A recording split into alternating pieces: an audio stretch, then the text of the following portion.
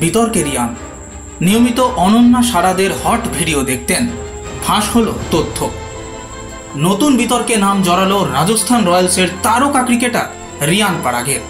সম্প্রতি রিয়ান পারাগের ইউটিউবের search history ফাঁস হয়ে গিয়েছে।